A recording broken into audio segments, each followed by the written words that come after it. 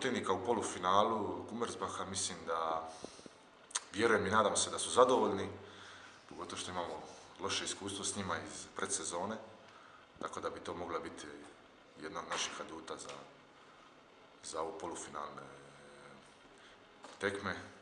Mislim da igramo s jednom dobrom ekipom koja je na početku sezone bila u dosta velikim problemima, loše su igrali. Mislim da zadnje vrijeme, gledajući i prateći njemačku ligu, mislim da su dosta se popravili, da imaju dosta dobrih rezultata. Jedna ekipa koja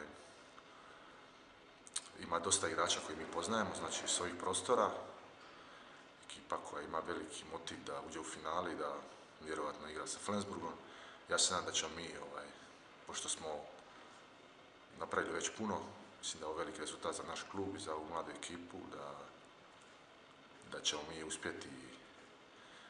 mi uspjeti da ih iznenadimo, sigurno da su oni favoriti, pogotovo što se druga tekma igra u Njemačkoj, ali vjerujte mi da ćemo mi da sve o sebe i pokušati doći do finala. Mislim da bi to bio stvarno veliki uspjeh za Celje, uspjeh koji vjerojatno nije niko očekivao, pogotovo ove godine.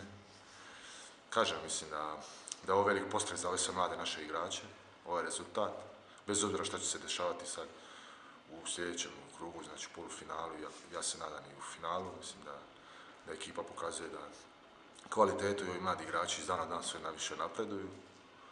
Mi smo naravno tu da im pomažemo, ja vjerujem da za sada to sve funkcionira jako dobro i vjerujem da sve ove rezultate do sada da ćemo nastaviti s dobrim igrama. I ništa, mislim da ovim putem pozdravljam sve naše navijače i pozivam ih da dođu da nas podrže. Mislim da će na njihova podrška trebati, pogotovo igramo protiv jedne atraktivne ekipe, jedne ekipe koja je već godinama u vrhu njemačkog rukometa, ekipe koja ima jako puno kvalitetnih igrača i mislim da sigurno neće požaliti. Zato još jednom kažem, dođite svi u Zlatorog i uživajte u dobrom rukometu i nadam se u našoj pobjedi.